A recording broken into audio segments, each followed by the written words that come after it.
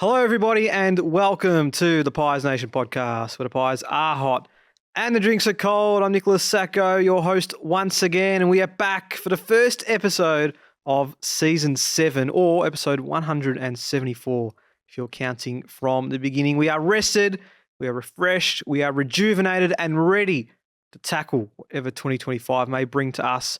And as always, we are looking forward to riding the journey with you all this year. We're back in front of the camera with some new segments, some classic segments as well. And we are really excited to make Pies Nation podcast the best it has ever been for season 2025. Today, we catch up, well, not with everybody, as you'll find out in a moment, but we discuss the preseason as it has been so far, add to the hype that some of our stars have received over the last few months. We talk recruits, we talk predictions, get the fans involved once again with Ask Pies Nation back up and running, and we preview the second edition of Round Zero. We take on the Giants this Sunday afternoon. And yes, I was looking forward to a nice full studio. Got Derek back there who's ready to hear us talk about a good side, unlike the one he goes for. And I'm really excited. Jeez, I could hear it at the back there. He's loving it. But no, I don't have Marcus, who's unfortunately a bit under the weather. Luke's unavailable. But there's a man here that always steps up when required. And I'm very excited to welcome back to the Pies Nation studio, Jack Dugan. Welcome, mate. Yeah, poor you, mate. You are left alone with me, but nonetheless, really excited to be here, Nico. Excited for this year. Certainly a different feel about season 2025 as opposed to last year, and looking forward to getting up to Sydney this weekend to watch the Pies finally after a long wait over summer. Yeah, absolutely. You mentioned it's a different feel. I agree. I feel like 12 months ago, yes, we're coming off the heights of a flag, but it just didn't seem right. We were starting the season really early. We had a sluggish start, 0-3, and we were really chasing our tail from then. But it seems like now, Jack, that we've had a bit of an extended break, a shorter end to 2024, of course, not making finals. It seems as though there's a bit more hunger, not just with the boys themselves, but actually us as supporters. We're pretty much raring to go to get back out there and watching Collingwood take action, as to opposed March last year, where we were, of course, looking forward to it, but it was definitely different. Yeah, it was different. I think we were just all still reveling in the beauty that was 2023. I think when you win a flag at any time or in any way, it's massive, but especially in the way that we did it. 3 really close wins. It was emotional, I'm sure. Emotionally taxing, I'm sure, on the fans and the players. And then to try and front up to round zero after our shortest preseason, I think, in a long, long time, would have always been a challenge. And I felt like it was really hard to get involved at any stage last season. Not that we didn't still tick along and keep going all the games and keep giving our best as supporters, but it just felt a little bit different this year. It feels like we've had a rest, had some time off. Really, as I said before, really looking forward to getting up to Sydney this week and then getting back to the G next week with 90,000 other screaming Collingwood fans. Yeah, can't wait to get back to the G. Cannot come quick enough. Now, we'll get to preseason and we'll talk about the Tigers game that took place last week, about what's been going on with our new recruits and some others that might be standing up. But I haven't seen you in a little while, Jack. I need to hear about your summer, mate. What's been going on? Anything exciting to update us with? Not really. I went up to, I don't know if this is going to resonate with any of our Pies Nation supporters, Nico, but I went up to Canberra for something called Summer Nats, which can only be described as probably the epicenter of mullets, VB and burnouts. Right up your alley. A different experience that I never thought I'd probably get, but an experience nonetheless. Saw one Bo McCreary walking past me up there, and he's a big car man. It's a very nice VF Commodore, by the way, Bo. If you'd ever like to take me for a spin in it, I'd be more than happy to.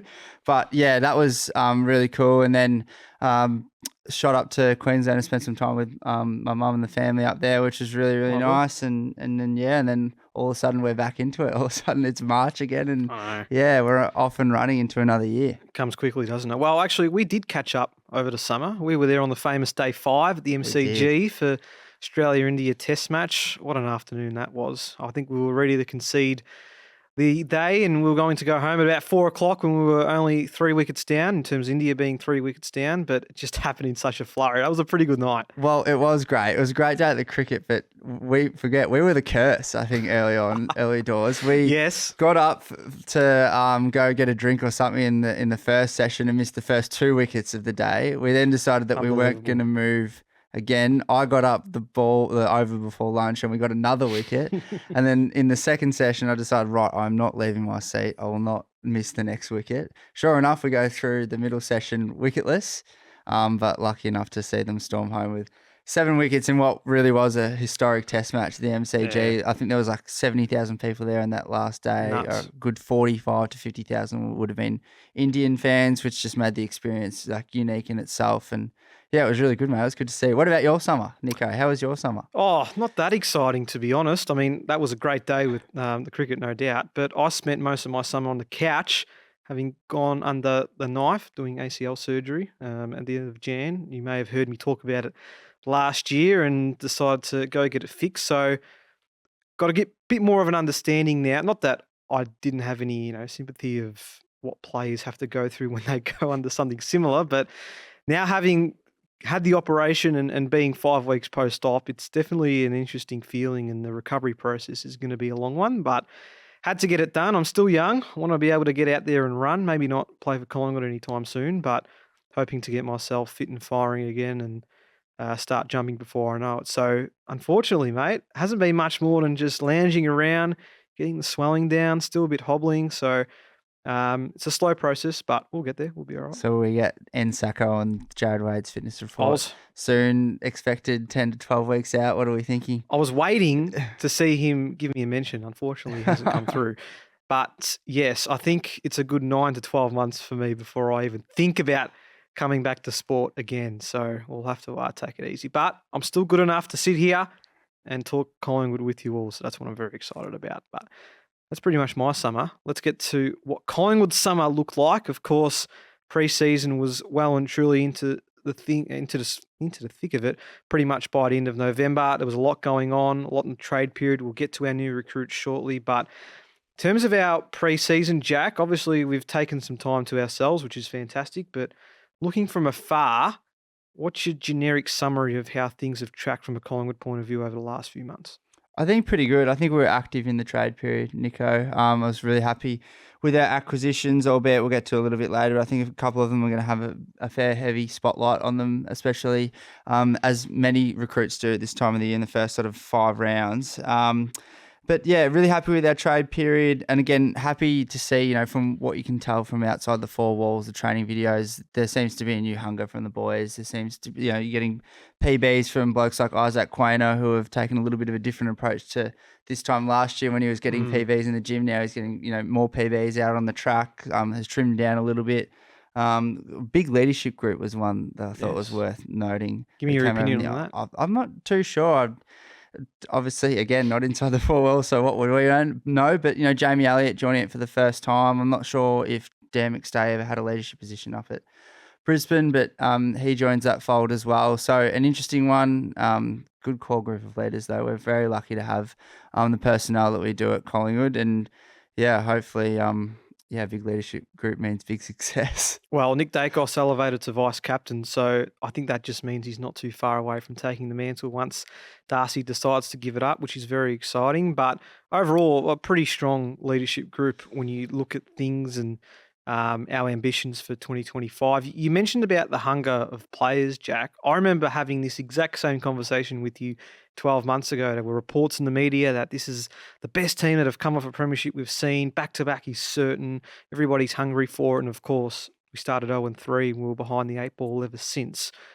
Do you have a fear that something like that will repeat coming into this season, or is there a different feeling about it? There's definitely a different feeling about it. I think there's so many different factors that result, and I'm just going to sound like I'm making excuses. Luckily, we are on a biased Collingwood podcast. But, yes. Short pre-season, I feel like we just got injuries at the wrong time, early parts in last year. And then, as you said, 0-3, we're always starting behind the 8 ball. It's going to be, not impossible. It's making the season very difficult for ourselves. So, it is a different feel about this.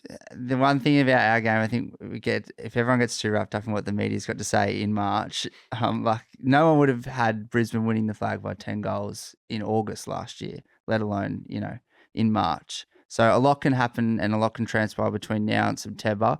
But for what I'm seeing, what's in front of me right now, and trying not to overanalyze it, I'm really pleased with the preseason that the boys have had. Everyone looks in good shape, and I'm just excited to see how they go. And we got a little bit of a look into it in the preseason game against Richmond, Yeah. but look, they look sharp, and I'm excited to see what it looks like when the lights really get turned on. Yeah, we'll get to the Tigers game in a moment. And of course, we've got our preseason predictions coming up. So speaking of making way too early predictions in March, you've got that coming up as well. Before we get to the recruits, which I want to talk about, has there been anyone that's particularly caught your eye over the last couple of months in terms of their preseason and their development? I'll give you one in Reef McInnes, because there's been a lot of talk about what his place in the side was going to look like coming into 2025. The forward line's going to be shuffled around, of course, with Tim Membry coming in, and touchwood, everybody in that forward line seems to be fit and firing heading into round 0. The midfield was always going to be a stacked proposition for him to try and squeeze into. So the idea came about for him to be trialled in the back line, and I think that's had mixed results very early. Of course, there's still so much footy to be played before we can get a strong determination for it. But how do we view this move? Do you think this is something that can work in the long run? It seems to have been a position we've trialled with Billy Frampton, of course, and Charlie Dean over the last 12 to 18 months. Is Reef the answer to plug some holes down back? Well, it's a big hole that we've missed since Nathan Murphy went down, and we've really missed him, as I just said. So if Reef can plug that hole, that would be absolutely massive for us. And from all reports coming out of it didn't, in that preseason game, it didn't blow me away, but it also, you're hearing coming out of training that he's been phenomenal down there. So I'm absolutely keen for him to go down there and give it a crack. I think we spoke last year, he's at a bit of an awkward stage in his career where it feels like it's now or never potentially for Reef McInnes in this side. And hopefully for his sake, he can make a bit of a career for himself down back. Absolutely. Is there anybody else in that preseason that's really caught your eye? Yeah, for sure. There's a couple. I think the one I just mentioned before was Isaac Quainer. I think this time last year he clearly put a big emphasis on getting a bit more stronger, perhaps getting a bit more bigger. And not that was to blame. He certainly wasn't alone in terms of having off years from their 2023 season. But I think Q would be disappointed with his footy form last year, but this year he looks to have come back and maybe trimmed down a little bit. He still remained in the leadership group as well, which is good for him. And he still seems to be smashing it week in, week out on the park. So he's one that I've been really impressed with. Just his attitude, just not to fall too deep in the dumps and just pick himself up and keep looking for ways to get better, which we know that Fly loves every day. The other one was probably more recency bias than anything, but Bobby Hill. Bobby Hill, we'll get to a bit later. I've got one of my big calls is in relation to that man. I think he's not due, but he looks primed and ready to go for a really, really big year. He was phenomenal in that Indigenous All-Stars game they played against Freo. He looked really sharp and really clean in that practice match. And I'm going to say the word excited about 50 times tonight, I reckon. Good. But I'm really excited to see what Bobby Hill's got in store for us this year. I'd rather you say excited and a few other words about how our season's going to go.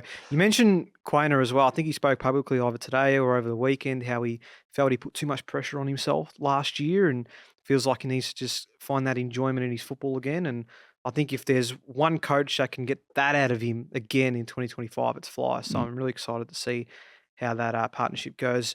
You mentioned the forward line. Let's get to those recruits because we've got very busy over the off-season, did Collingwood. Not usually one to lead the way in terms of the trade period, but we certainly did that, of course, with the likes of Dan Houston being the main person that came across from Port Adelaide. He seems to have settled into Collingwood colours pretty well. He's understanding his role.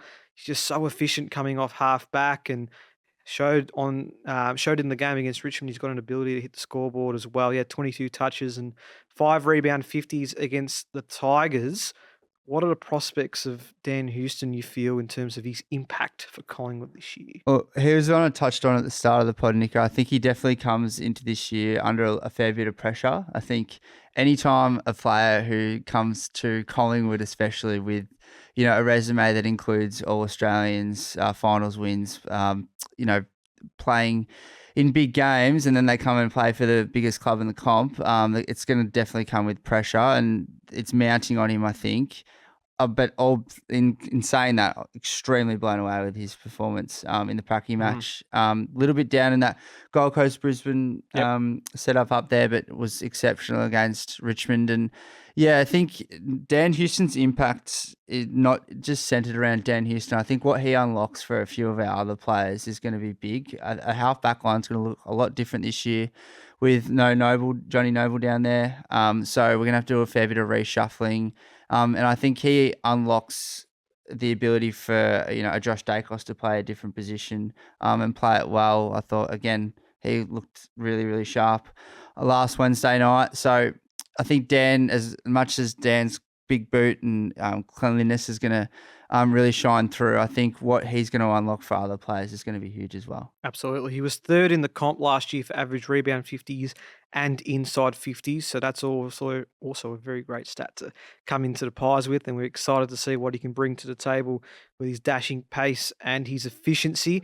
Someone else that might have some type of impact in the back half is Harry Perryman, who we picked up, of course, off free agency. Now, mind you, I say off the back half, he did have 20 centre bounce attendances against Richmond on Wednesday night, still finished with 20 touches, 4 clearances, 10 tackles and a goal. Do you like the idea of Perryman spending a lot of time in this midfield, knowing that the likes of DeGoey and Mitchell are unlikely to be sighted in the early stages of the season? Yeah, I do. I think the idea I like about Harry Perryman is he's so versatile. I think everyone's been asking, where's Perryman going to play down back in the midfield or up forward? And my answer's been, I've got no idea because I think he can play all the positions. And another Will Hoskinelli, if you will, Swiss Army knife, can play just about anywhere. And yeah, if he's going to be able to roll through the middle there and alleviate and take the pressure off some of the other players rolling through there and be able to, neutralise, if not win the ball. Perhaps when some players are having rests, it's going to be absolutely huge. Yeah, I'm excited to see what Perryman can bring, and he'll be up against his old side in round 0, so I'm sure he's got a point to prove there as well. Tim Membry was the other big acquisition that we were able to pick up in the off-season last year. He came onto the scene immediately. We knew there was going to be a little bit of pressure in terms of what he could bring to a potent forward line, and he delivered in spades against the Tigers as well. 4 goals, 7 score involvements, 5 marks. Brody Mychek said last month that he's already built some really great chemistry with him throughout the preseason, and he's just happy to sit back and watch him and Dan McStay take over things inside forward 50. But I think that was highlighted a little bit as well with the Richmond game. It wasn't completely on Mychek's shoulders to take the big pack marks or crumb his own footy and try and hit the scoreboard. The fact that the likes of Membry and McStay were able to get involved as well was really pleasing. But to have someone of his experience into that forward line and just adding an extra danger factor for opposition defenders, I think Membry is going to be a really underrated inclusion to this team. I cannot believe St Kilda let him walk. And speaking to some of my Saints mates, they agree. I'm not sure how Derek feels about it back there in Deskland, but yeah, he's been. I think he could be one of the pickups of the year. We got him for absolute peanuts, and what he's going to add to our side is going to be exceptional, as you've just touched on there, Nico. Do you think that we can fit all 3 of them in the one side? Yeah, absolutely, we can. I think there is a massive opportunity for our forward line to be the most creative, the most clean, and the most dangerous in all the competition, because not only have you got Membry, Mychek and McStay to cover, but our small forwards can get to work at their feet in every contest, in every inside 50 entry. So I truly believe it will work. They're not, as I say, they're not tall. Of course they're tall, but they're not Mason Cox tall. That's the best way I'm going to put it. But I just feel like the fact that they've got an ability to play as a tall or mid-sized forward. We've seen Mychek do it so many times, of course. McStay, I feel, will still be the focal point, but having a Membry play against the second or third best defender of a team is going to be great viewing if he can get his hands on the footy early. Yeah, absolutely. I think even for something as simple as training, what it does for our backline as well, having to deal with that every time, you rock up onto the training track. It's going to be excellent practice.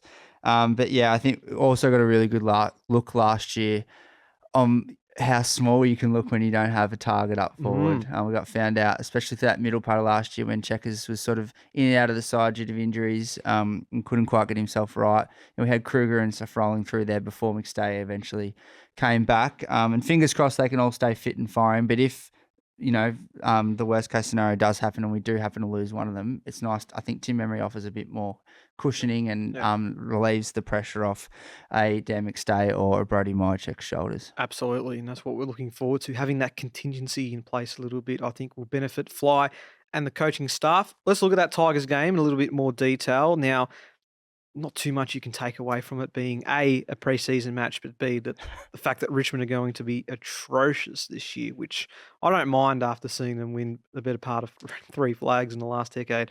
But nonetheless, we're able to make the most of our chances. We were very accurate in front of goal. And I think a factor into that wasn't just the ability to find the big sticks, but we were giving opportunities for our forwards to kick goals from that 15 to 30 metre range, which I think is so vital in terms of putting a big score on the board. We kicked 8 goals, 1 from that 15 to 30 metre range in that game against Richmond, 9 goals, 3 as well from set shots, which is always handy. Don't expect that come home and away. That's just a practice match thing for us because we'll end up being 3-9 or 2-10. But nonetheless, making the most of our chances in front of goal, as I said, will be pretty important. And to see that come to fruition, I think is a great sign ahead. Yeah, it was good. It was good just to sit back, and it's always, those games are so funny because you anticipate them so much because it's the first bit of real footy you've seen for so long. You don't really know what to expect. I'm not sure anyone expects much out of Richmond this year, but still, you still have to put the bad sides away, and I thought we did that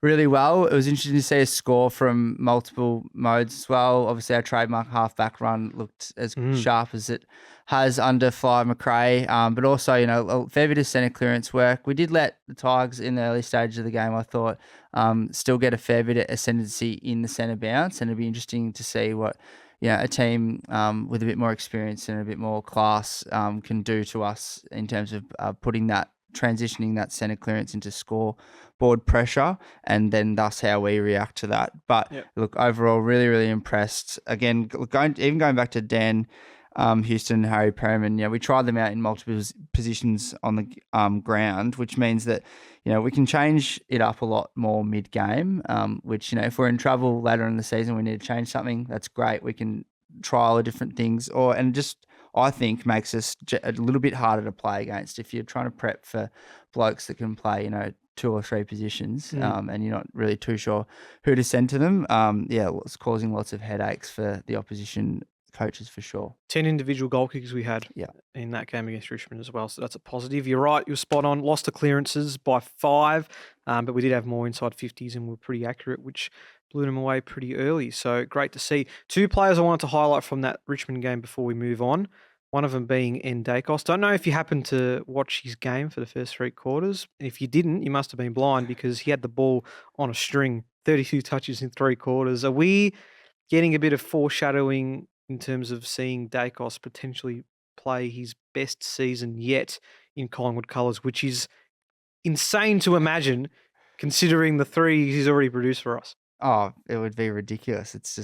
It's preposterous to think that he's at this stage in his career, he's played as good a footy as he has, falling just short of 2 Brownlows, or not just short. Paddy Cripps did sort of steam away last year a little bit, but he's fallen second of 2 Brownlows and he's played 4 seasons of footy. 3 seasons. 3 seasons of footy now. So, Jesus, I would have thought he played at least 10 the way he was running around there last Wednesday. But in all seriousness, exciting times that we often talk about Dacos on this podcast, and I'm really running out of words and expletives to describe him because he's just exceptional, and just again, another one who's gone away and had a really good preseason alongside his brother, and looks to be fit and hungry as ever, and really, really can't wait to see him go to work. Next week I'll grab a thesaurus. We'll just put it in the middle.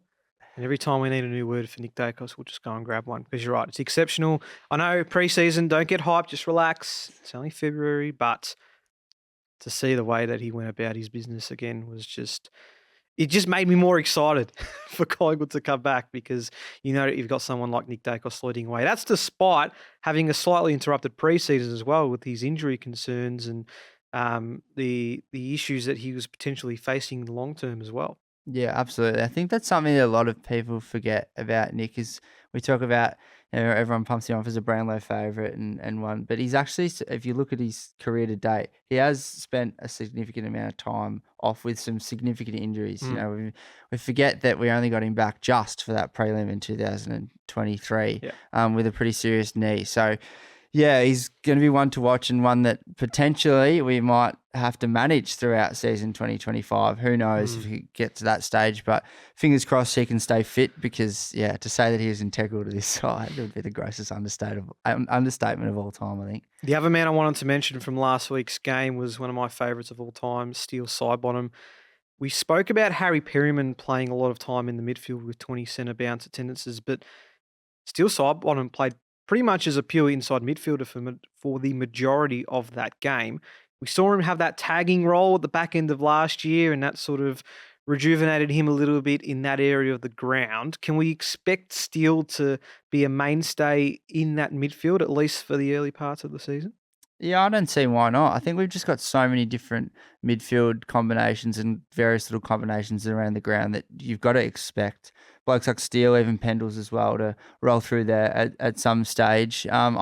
He's one to watch, I think, this season. I think obviously everyone knows he's entering the latter part of his career, and we're not too many sure how many more seasons we're going to get out of him and what his role even looks like. But one of many last year that I think had periods where it was down on 2023, and but knowing Steele, he would have really put the yards in the off season, and he'll come back fit and firing this year. And he's too classy of a footballer, I think, not to find a role where he can impact. And it's just I think now for people like Steele and Pendles, it's a matter of making sure that if they do lull, the lull isn't as bad as it was last year. Any other notes from the last couple of months? Or are we ready to look ahead? No, I think we're ready to look ahead. Shout out I want to quickly give as well to Will Hayes, who's been talked about pretty strongly by a lot of people internally at Collingwood. He seems to be someone that we can keep a very good eye on over the next couple of years or so. But at 180 centimetre, he can play midfield, he can play along the wing. He's from WA, and someone that both Craig McRae and Darcy Moore have publicly been impressed with, or publicly said they've been impressed with. So one to keep an eye out for in the future. He was first emergency in that game against Richmond as well. So hopefully we get to see a bit of Will Hayes at some point soon. Okay, it's time for one of my favourite parts of the initial episodes of a Pies Nation podcast season. It's our prediction time. Now, I've got a couple of questions. These are the standard questions that we like to give, and fortunately, Marcus and Luke can't give theirs, but maybe we can find a way to get their predictions over the next couple of weeks or so as they join us back on the pod. Now, ladder position is the first one, Jack, and this time last year, I think none of us said we were going to finish outside the top two, and we know how that went. So are you a bit more conservative this year with your opinion? No, I'm not. I think Okay. for mine, I was thinking of this today, and I just don't see how we, with this list, giving it, a lot of people calling it sort of like maybe potentially, I think Marcus floated The Last Dance out in our meeting last week. It does have that feel about it, and I think if we do all fire with the combination that we've got, that we should finish top four. But I'm not confident enough to say that we'll finish in the top two. I have us finishing third, which I'd be extraordinarily impressed with, especially after the year that we had in season 2024. So I've gone third. Nico, what about yourself? All right. I have gone a little bit conservative, and I just think I'm not basing this necessarily off how I think Collingwood's going to go, but we are going to have another even competition, I think, in the AFL this year, and it's just so hard to predict what that top four will look like. There's no premiership certainty this year. Not that there has been for the last couple of years anyway, but you look at the likes of Brisbane, GWS, Geelong, they are all in the mix as well. There'll be other teams rising up. What do Sydney do? There's a few others as well. I went with fifth. I think that premiership race being wide open, we are definitely capable of being top four, and I wouldn't be surprised if we got to that point. At the same time, I think top six is just about a certainty, in my opinion. I know that's very hard to say because we are in March, but I believe we're good enough to be a top 6 team, and I think 5th is probably an appropriate way to go there. I'd agree with that. Copeland Trophy winner. Do you just want to say it 3, 2, 1 at the same time? Oh, go on. 3, 2, 1. Nick Dacos. You just can't go past him, Nico. I tried to to be different and tried to be extravagant, but I just cannot go past him. Yeah, you know what it is with Nick as well, especially for a Best and Fairest award. He does those little things that coaches absolutely love. He's always going to get spotted, maybe not necessarily by an umpire with a Brownlow vote, but he will get spotted by Fly or Leper with a coach's vote. And that will in turn help him rise up the ranks again with the Copeland Trophy. Give me then a surprise packet then. If we know that Nick's going to be top of the tree once again, who's someone you think that can get real close to him? We saw Darcy Cameron have an excellent campaign last year to finish second in the Copeland Trophy. Josh Dacos still managed third spot after winning it in 2023. Who's a bit of a bolter if it's not going to be if it's going to be Nick Dacos' award? I'm not too sure. I think often is forgotten the man that is looking to break the consecutive games record this year, Nico. Yep. Jack Crisp. He's always one that shows up very consistently year in, year out. And I think, if he can put on another consistent showing, there's no reason why he couldn't take out an award like that. Darcy Cameron's another one who you just mentioned that had a phenomenal year last year. And I'm personally really hoping that he back that up. And if he does, there's, again, no reason why he couldn't press the issue for becoming a Copeland medalist himself. I went Bobby Hill. I reckon he could seek for a top 5 spot, especially if he has a year that we are anticipating, considering what we've seen over the last couple of weeks already, both the Richmond game and the Indigenous All-Stars clash. So hopefully for Bobby's sake, if he's finishing top 5 in a Copeland Trophy, then I'll tell you what, he's in for a massive year. Speaking of goals, leading goal kicker. Well, it's funny you say that, Nico. I went with Bobby Hill.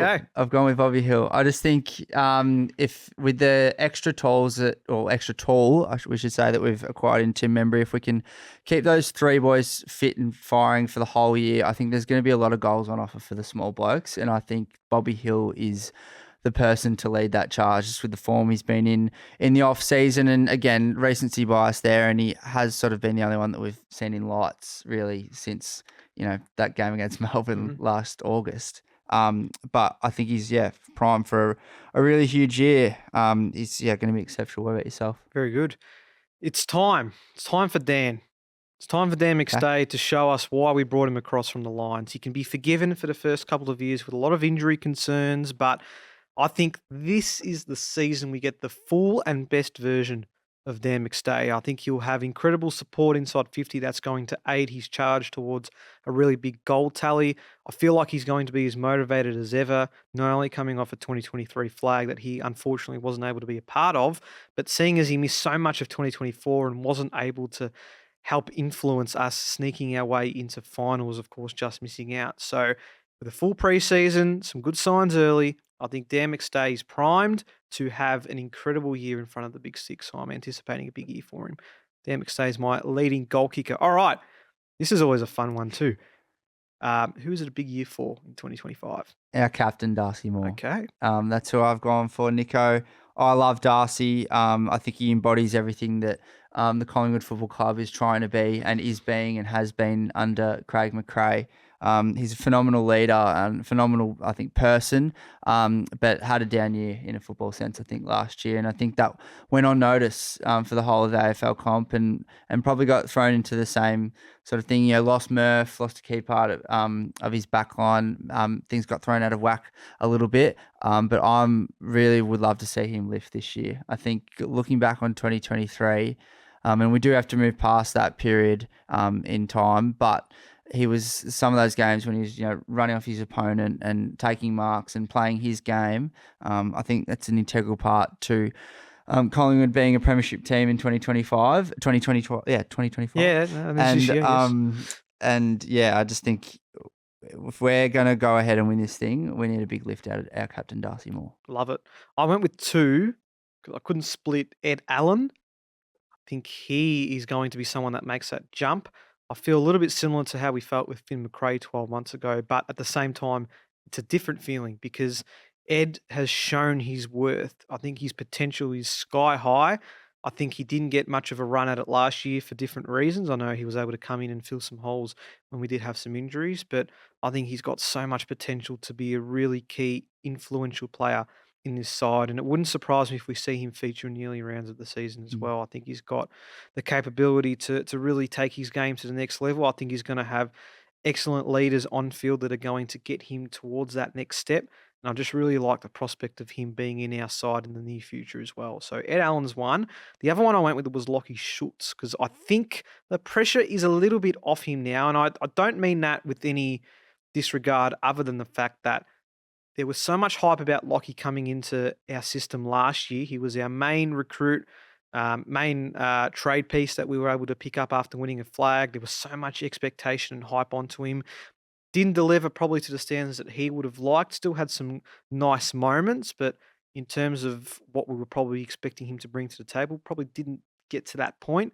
But when we now have a pretty strong forward line to complement what he can bring to the table, I think the pressure's off him a little bit. But at the same time, there's a big watch on what he can deliver because there's so much potential again with Lockie Schultz. I mentioned with Ed Allen, it's a different potential that I see with Schultz. I think he's got what it takes to be a strong part of this Collingwood forward line, and I hope for our sakes that we get a good year out of Lockie because I just feel like he's got that talent. Yeah, I think we can. And I think what gets overlooked as well last year, he brought tremendous effort to a side that through a lot of games last year lacked exactly that, lacked that oomph, lacked that hunger, lacked that desire.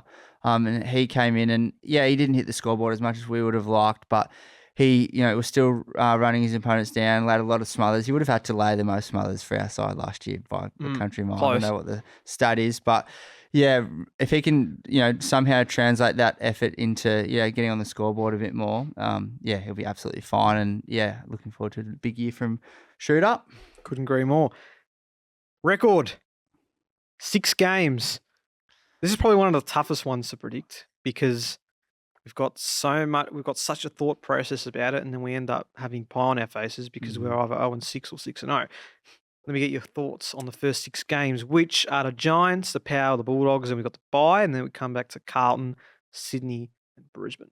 Yeah, well, I think the conservative in me wants to say 3-3. I think that'd be a pretty realistic record after 6 games. But I really think again, if we're going to have a serious crack at it this year, 4-2 from the Collingwood side that's in form, I think isn't unrealistic. The games against Sydney and Brisbane are the 2 ones that really, really concern me.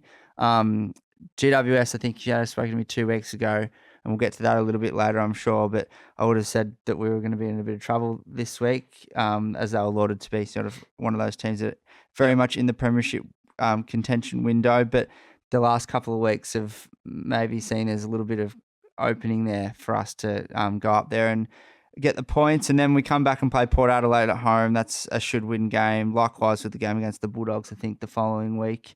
And then we get the week off into a Thursday night against the Blues. And, mate, they're still going to bed looking under there for Jamie Elliott, Nick Dacos and the like. So we have their measure well and truly at the moment. And I don't see why that needs to change in season 2025.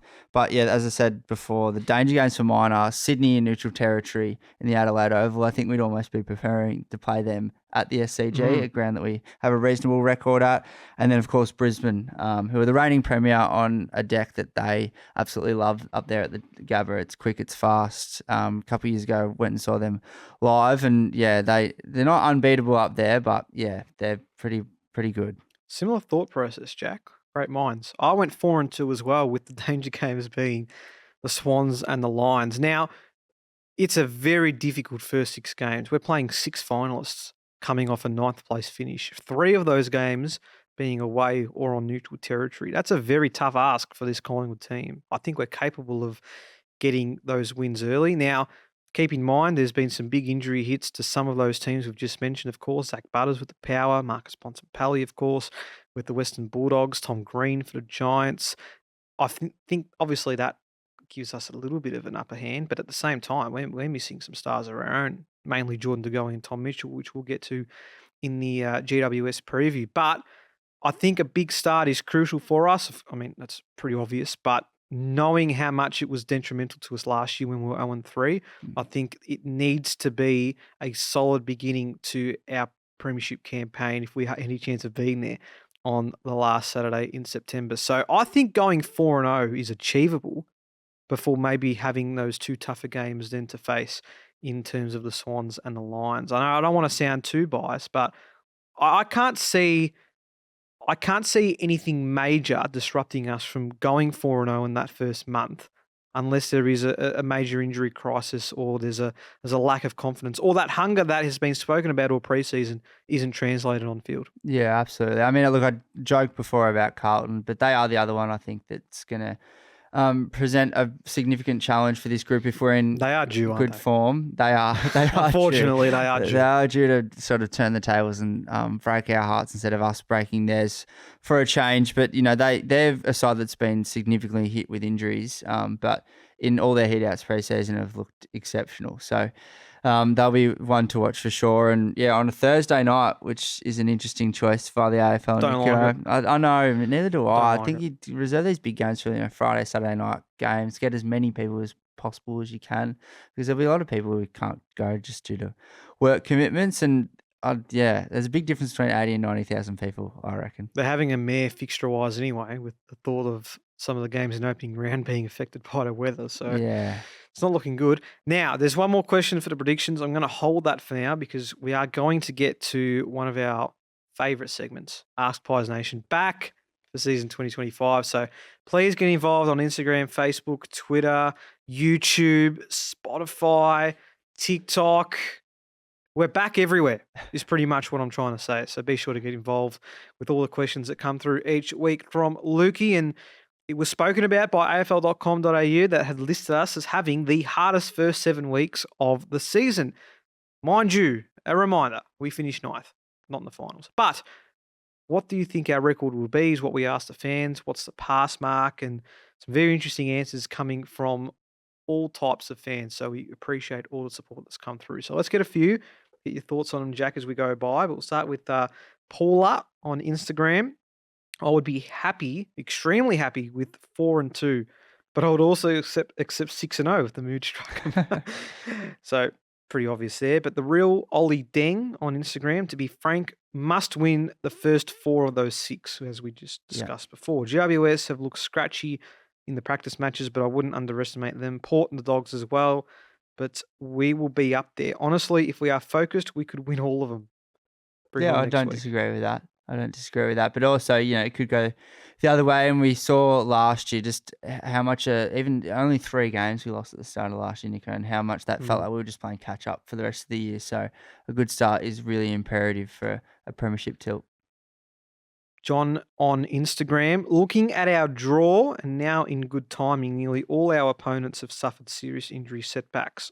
Again, we have as well, but I understand the sentiment. There are some big names. I can see a path to us being 5-1 or even undefeated. And with the go returning during that period, that should boost us further. Yeah. Confident. I like it. It's very good. Let's go with Nathan on Instagram. If we walk away 3-3, I'll be happy. That'll be a good starting standard. Anything more is a bonus. And if we walk away undefeated, somehow I'll have us for the flag. So obviously, this is a really confident bunch here, which, I guess I don't mind. Let's go to FML on Twitter. I think you always hope for a 50-50 split on a tough run. 3-3. Then there is the if we're good enough attitude that says we should win a minimum 4. People whinge about us not travelling, but 3 of the first 6 interstate is rough. Well, it is. It really is. It is. And just looking at the fixture here, Nico, it doesn't get any easier after our first 6 games. We've got Anzac Day the following week after playing the Lions up there. Then we play Geelong at the MCG. Then we have to travel over to Perth to go play Freo at Optus Stadium, who are firming up to be a really good young side as well. So it doesn't get any easier. So as I said, a good start. It's going to be imperative. Johnny Mack on Twitter. Most likely outcome is 3-3. 2-4 can be salvaged. 1-5 or 0-6 is complete panic stations. Anything better than 3-3 is flag buys territory. So it's one way or the other at the moment with these fans. Memosity on Instagram, 3-3 is a big tick. Should be close. 4-2 is a big tick. Should be close to full squad from the start with the new recruits creating great depth and selection headaches. Very tough draw to start, but being 3-3 or worse from the first 6 games makes it such a hard thing in an even competition. Yes, absolutely it would. I'll finish with our good mates Wallet fam, who we're very excited to be hearing from throughout 2025. And it's, hey lads, 6 and zip. Cheers, Walt fam. It's always some good content coming from those guys. Oh, they are hilarious. Their clips each week bring me so much joy. Even the pain clips are good. So hopefully we get to hear a bit more from them throughout the year. But that was Ask Pies Nation. That's a little snippet of to what we will be providing, or what you will be providing for us throughout the 2025 campaign. So be sure to continue to get involved. There will be other ways that you will be able to get involved too throughout the year, which we're very excited for you to bring with some magnificent stuff coming up for our podcast. So I think the general consensus is that 4-2 or 3-3 record by most of Pies fans, or if you want to go real bold, 6-0 seems to be the way to go. Why not? Go bold, go home. All right, well, let's go bold. Jack, give me your 2025 bold call. If Nick Dacos wins the Brownlow, Collingwood would win the flag, and it is as simple as that. If he plays a full season injury-free and can win a Brownlow and be the best player in the comp, there is no reason why this team won't be winning enough games to be there at the pointy end. And then it's a whole new season come September, and one that I think our boys and Fly and his coaching staff absolutely relish in. So it's as simple as that for mine. And that seems a little bit, probably not too bold in the eyes of many, but I mean, what this guy brings to the table week in, week out, and if we can sustain that, and if he somehow, I know it sounds ridiculous, but if he somehow gets better on the seasons that he's had already, then it's a dangerous proposition for opposition supporters and opposition teams. So that's my bold call for 2025, Nico. Without knowing what's to come, and of course, seeing as there's been some injuries to some teams, is there anyone in competition with him to win it this year? It's like the finals thing. There's so much that can happen over the course of a season. As I just said, the big caveat of that is that he's got to try and stay fit. I think right now it's between him and Paddy Cripps as the best players in the comp, which pains me to say, but when you run away and win a Brownlow by 20 votes or whatever he did, and almost single-handedly, we were at that game, he almost single-handedly dragged them back into the contest against us when they were 5 goals down at three-quarter time. They're 2 exceptional players. There's talk of him potentially, if he's on the trajectory that he keeps on going, that he's going to be the best player of all time. Time will tell. Time will tell. All these questions can be answered in time, but we can only go off what we've seen so far, and what we've seen so far has been nothing short of mesmerising. So, looking forward to Nick Dacos, 2025 Brownlow medalist, and hopefully dual premiership player. Music to my ears. Now, I got to say as well, not my bold call for this, but I think if North win 5 or 6 games, watch out for Harry Sheezel. He looked unbelievable in the preseason, and he just seems to be getting better as well. He reminds me a little bit of Nick, and there's already been a few comparisons of the two over the last few weeks, but I expect Harry Sheezel to lead that North Melbourne team incredibly over the next few years, and I reckon he could be a little danger for the Brownlow if he gets enough votes. How important is that win-loss rate for the Brownlow, by the way? Like, how much do you think last year impacted Nick Dacos' ability to get votes because we just weren't winning games? Significant. Unless you're Gary Ablett and you can win with Gold Coast, who were 13th, then I think it is an important part. It's like anything. You look at leagues all around the world. The MVP for an NBA season, for example, is heavily influenced by your team's record throughout the season. I think obviously that plays an impact. Or if you're Paddy Cripps and you just get 3 votes whenever you want instead of games that you actually might be good at or you actually have your team winning in, then that's a different story. But I think it does have some type of impact, Jack, into what that Brownlow looks like. It's common that the winners of the Brownlow come from at least top 8 sides. So I think that makes sense. My bold call for 2025, I think for the first time since 2018, we will have 6 or more players kick 25 goals for the year. You know how excited I am about this forward line, Jack? It seems so potent, and we have the skills, the ability to take strong contested marks, the ability to create goals out of nowhere. to kick some really big scores in 2025. You look at Membry, you look at McStay, you look at Mychick, you look at Schultz, Hill, Elliott, and not to mention the goals that can come from midfielders, that can come from half-back, that we've already seen in the last week. Small sample size. I know it's a practice match. I know it was in February. But if this forward line gets its act together, stays healthy, and is influential from the start, then I don't see many defences keeping up with it. Because if Membry doesn't score goals, and McStay will, and if he doesn't, Mychick will, and if he doesn't, Bobby Hill will. As I said, 10 individual goal kickers in that game against Richmond. Again, I know, small sample size, but I'm very excited to see what comes of it. And we know how strong that forward line was in 2018 to get us to a grand final. I think if we can get enough players that get on the scoreboard enough, we can be back in a similar position. Yeah, I like it. It's exciting. Get me there. Sunday, Nico. Let's go. Yeah, I'm excited. All right. Well, there are our predictions. Can't wait to see how wrong we'll be in 6 months' time. But until then, we can hope that we will find a way to have at least some of them right. We've had a few right over the years. So it's shocking some of the content that comes out this time of year, though, from our usual favourites. Corn, shout out to him. I mean, it's just trying to make the big calls based off pretty much nothing, only to be, wrong and looking with egg on your face in 2 weeks sometimes is all it takes for these predictions to be completely turned on their head. Well, so always careful what you say at this time of year. He said today that Gold Coast were certainties to make finals. Certainties. Right. So let's see. There you go. Let's see. Well, everyone's talking they might start 6-0 this year. They always start well, and we always know how it ends up. Yes, they got a better team, but who knows? Well, let's move to the other expansion side because that's who we're actually playing this weekend.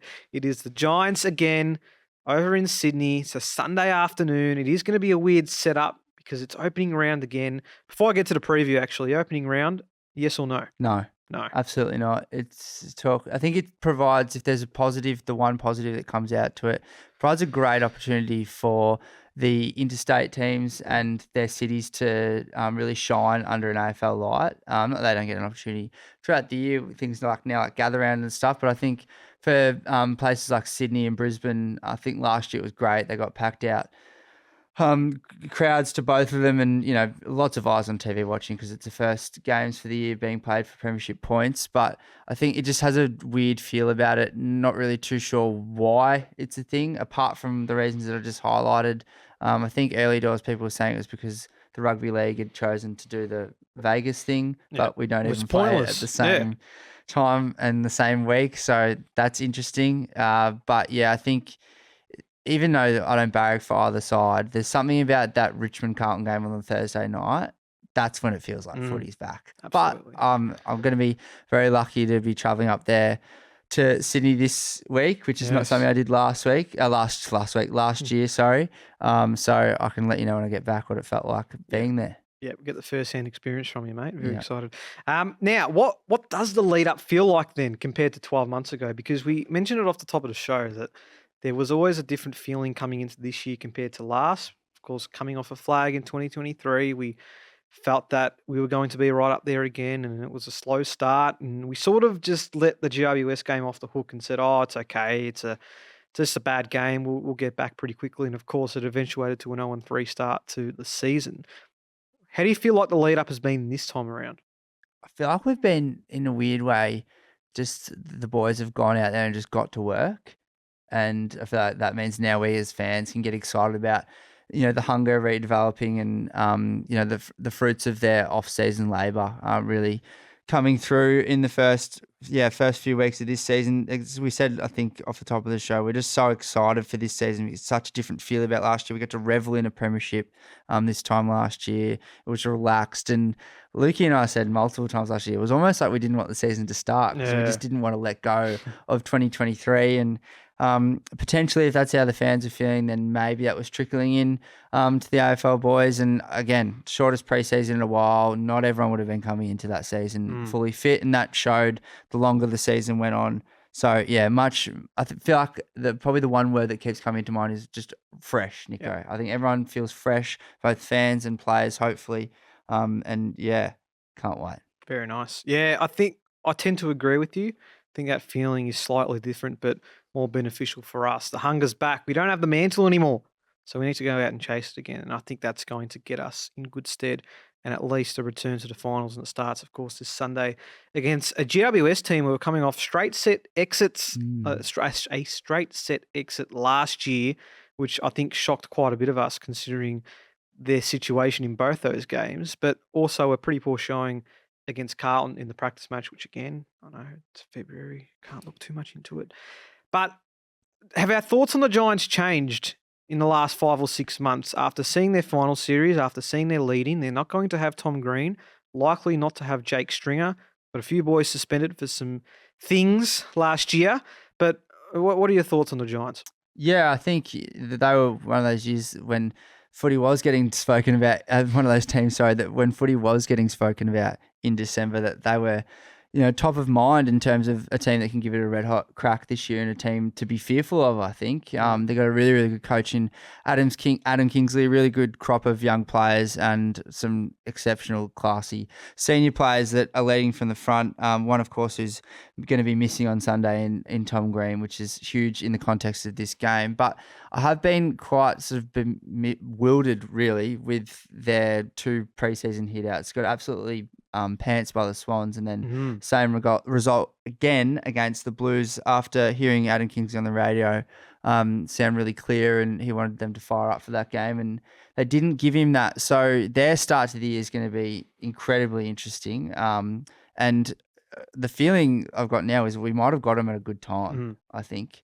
Watch me be eating my words this time next Monday. Wait and see. But who knows? They're the sort of side that, it doesn't take much for them to turn it on. And because they have so many good players, even if when they're not playing at their best, they can still do some damage. So my thoughts on them have definitely changed. I'm definitely slightly more confident about going up to Sydney on Sunday and coming back with the 4 points than I was perhaps a month ago. But yeah, I guess only time will tell. We'll see. And they're playing Collingwood, so they're always going to fire up against us, let's be honest. So you can't rule the Giants out too quickly. I had them as premiership favourites a month ago. Yeah. I just felt that they were going to really rebound and deliver a pretty strong season. It's slightly changed now. I've gone the Lions at the moment, of course, apart from us. I think Brisbane are probably the team to beat, but I can't underestimate GWS because time and time and again when I've done that over the last few years, they have gone to prove me wrong. So I'm, again, being very conservative, hoping that we can put up a good performance, but spot on. I think we got them at a good time. I think they're under a little bit of pressure now, coming off the last, as I said, 6 months and a pretty poor preseason showing at home. They want to make sure that they get that early win and really stamp their authority throughout the competition. In terms of our squad, unfortunately, we're not going to see Geordie DeGoey or Tom Mitchell. Mason Cox will also be ruled out as well with his injury. I think the only other major injury concern, obviously, that we're going to have for most of the season is Harvey Harrison with his ACL.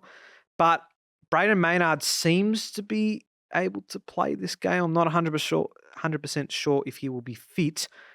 If he is fit, then my only change is from the Richmond game, that is Maynard comes in for Houston because obviously Dan Houston can't play round 0 due to his suspension. And that's my team. Pendles, Bowe, Hoskin Elliott, Markov, and Ed Allen are the 5 from the extended interchange that I'd be bringing as the bench for Sunday. And I'm pretty comfortable with that lineup. Yeah, so am I. I think off the top of my head, I'm trying to think if there's anyone else that I would bring in. The headline in our rundown is who must play. And I just don't think there was... there's probably not anyone knocking down at the start, like knocking down the door that you can take out of the side that you just mentioned. It's going to be interesting to see. As we said, so versatile. So I'm not too worried about it, but how he fit Houston in when he does is made eligible for selection. So that'll be one to watch going into the Port Adelaide game, which is funny how that's all lined up now. But yeah, no, this week I think it's going to be a pretty straightforward one for the selectors. Yeah, I think Markov is probably the one that makes way for Houston in round 1, unless he has a blinder, and then there's some questions or concerns about what that looks like. But it seems like we've got a pretty settled team, which is what I like to see. Don't think it'll be like that all year, but I'm also loving how we're chatting about trying to fit blokes into a team, Nico, as opposed to who's going to save us from the VFL like we were this time last year. That we got a bit scary there at some stages. Well, let's hope for a better VFL campaign too. Of course, we had a big practice match win over Richmond. Again, don't think we can take too much out of that. But that season starts in a couple of weeks, and hopefully we get some big names out of them, of players that will be making regular appearances there.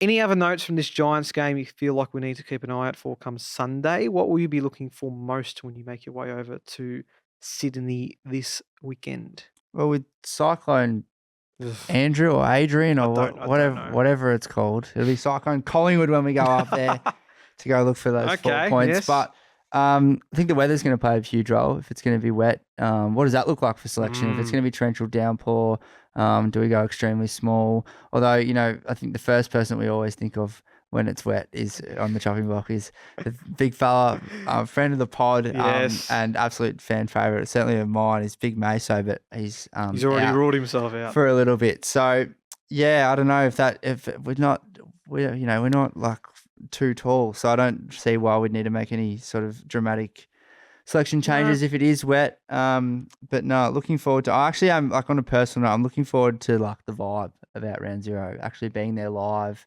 Traveling sold with. out? I'm not too sure. I didn't have any trouble getting tickets when I did. That was Okay. in January. Yeah. So yeah, I don't know if the game's fully sold out yet, but as we know, Collingwood fans always travel well. We'll travel well to GWS Stadium. It'll be like a little home away from home up there, and very much looking forward to it. Very good. And then back to the Coliseum the week after. Lovely. Margin and headline, please. Collingwood by 10 points, and a real basic headline, Nico, but I think Magpies get it done in a slog, in a wet slog. I thought Cyclone Collingwood was going to be the That way you could have went. I been think good. you I'm might have not just as used it quick before. or as sharp as you, mate. 10 points. I like it. Let's go with a 22-point win, and my headline is Peter Perryman. Yep. Delivers against his old side, leads us to a big win. That would be a dream. Like it. That would be good. Yes, I'm looking forward to seeing him, how he goes. I mean, obviously he was a free agent, so it's how he came across, but I think he's going to be a very valuable player to bring into this Collingwood team. Well, if he plays footy as good as he catches fish, Nico, we're on. Is he a good fisherman? Okay. Yeah, and had a good summer as well. So is that all right? Yeah, looking forward to if there's any correlation between being able to sling a Murray cod and take a mark, then look out. If you're listening, Harry, come on and we'll have a bit of a chat. I'll just leave you and Jack in the corner. You can chat fishing for the next half an hour. No, very good. All right. Now, before we wrap up, a couple of notes. This podcast is going to be a big one. We're very excited to be back on video, very keen to bring some new stuff to the pod, and very pleased to say that we got some sponsorships throughout the year. So we're very excited to have that for you throughout 2025, so keep an eye out for how that works. We have a brand new studio waiting for us in about a month's time, which we're very excited for as well. We'll keep Derek in our thoughts, though. He's going to look after us for the next month, which we're very grateful for, of course. And there's just so much to look forward to. We're going to have our Thursday preview pods back. We're going to have guests, a lot more guests on throughout the year. We're going to have some fun segments. And we just really want you guys to ride that journey for us throughout season 2025. And we know last year was just an audio pod, and we know that was unfortunate for us as well as many of our listeners, but we're pleased to be back in video form, and we're just really keen to be that voice for all Collingwood supporters right throughout the country and throughout the world as well. So great to be back on video pod. I know it was a bit of an abrupt ending to last year, but Jack, I can only speak for myself, but I'm sure you've got the same sentiments of just how pumped we are for what this year's going to bring. Yeah, absolutely. And we know how integral the video can be to getting out and reaching a lot of you guys over YouTube, and a lot of people within my friendship circles said that they miss the YouTube, miss watching us up on their TVs every week, which is hard for me to wrap my head around. But nonetheless, look, we really appreciate everyone's support throughout last year as we sort of got a few things ticking along, and now I feel like we've landed back on our feet and ready to go. And look, to be honest, last time we went from audio to video. The fire's on the flag. Yes. So there could be something in that as well. Okay. That's it. You've heard it here first. We're going back to win the flag. Now, because we are back on video, Jack, I thought it'd be nice to bring some games back. Oh, yeah, here we go. Some nice little tidbit games just for us to wrap up the season, to wrap up each episode, of course. Now, the 20 questions was a great game that we had. Unfortunately, that takes 20 minutes of our recording because you guys are trying to work out which player it is. So figured I'd try to get something a little bit speedier this time around. So Don't know if you've heard of how this format's going to go, but Jack, I want you to blindly rank these players that represented both Collingwood and GWS. Oh, there'll be some good ones in there. Have you done a blind ranking before? I haven't. Okay. Apart from playing along at home when you sort of scrolling Scroll through through. TikTok and you try and get ahead of the people that are doing it. So You know how Yeah. it works, though. I do. Okay. Yeah. All right. Well, your first player is Will Hoskin-Elliott. Oh, jeepers. I'm going to put him at 3, Ooh, okay. only because I feel there's definitely one that I'll have ahead of him off the top of my head. But I potentially want to leave room for the ones that I'm forgetting. So 3's always a safe bet. yeah, I like Hoskin-Elliott at 3. All right. Lockie Keefe. Lockie Keefe. Oh. Are we taking in their football career once they went to the Giants as well? However you want to do it. Okay, right. Because he has been exceptional since he went to the Giants, Lockie Keefe. I think he was pretty good for us as well. I'm going to sit him at 4. 4. Okay. Allow for an underlie to go at 5 and potentially some good ones to go above them. Next player is Heath Shaw. Heath Shaw. Oh. I'm tossing up between the top 2 spots for Heath Shaw. He was the first player I think that Collingwood supporters, will think of when they think Collingwood and GWS players. Favourite son, Premiership player. All Australian. just all round good character. I'm going to put Shaw at 1. I'm going to take the risk and put him at 1. All right, he's off to 1. Your next player is Adam Treloar. Oh, 5. Wow. 5. Jeez. That is going to be unpopular amongst many circles. I know. Not a fan favourite of mine. Not a fan favourite of mine. Not a personal favourite of mine, Adam Treloar. That's personal bias coming into it. Yeah, didn't love Adam Treloar and his time at the Collingwood Footy Club. Yeah, which I said will be unpopular. Brutal. Thank God he doesn't play for us anymore. All right, so you've left a 2 spot, and that goes to Bobby Hill. Oh, I'm stoked with that. Nice. I'm stoked with that list. Yeah, that's good. I don't think I'd change that if I got the chance. Yeah. So you got Heater at 1, Bobby Hill at 2, Hoskin-Elliott at 3, Lockie Keefe at 4, Adam Treloar at 5. Yep. I'm stoked with that. Cool. I think potentially in maybe 100 games or so, we could swap Bobby Hill and Heater around. It's going to be hard to argue with a Norm Smith or 2 by the end of his career. So that could be interesting. But yeah, no. Were you waiting for another player to pop up? No, I was actually, as you were going through, I was like trying to think. Tay Adams is probably the one I didn't get. Yep. Tay, of course, has been on. But there aren't that many. Before. There actually aren't that many that have played for both. I feel like we've made a few. There'll be, like Perryman obviously now as well. Will be added, yes. But yeah. Tim Golds. Tim Golds. I don't think he actually played for us, but he was on our list. Yep. That's it. There you go. That's all I could remember when I was prepping for it anyway. Yeah, there you go. All right. Well, we'll see if you agree with his list. Oh, guaranteed. We'll find out in the comments. They won't. But that will do for a nice opening episode to season 7 of the Pies Nation podcast. We're very excited to see the boys back in action this Sunday against the Giants at the showgrounds. Very keen to hear how it all goes from your end watching them live, Jack. So thanks for jumping on and can't wait to get stuck into the year. No, me too, mate. Very excited. I've said it about 1,000,000 times this podcast, but I seriously cannot wait to get up to Giant Stadium on Sunday. And yeah, apologies to Adam Treloar if you're watching, and apologies to any fans of Adam Treloar if you're watching. All right. Well, until next week, I've been Nicholas Sacco. You've been listening or watching to the Pies Nation podcast, where the pies are hot and the drinks are cold.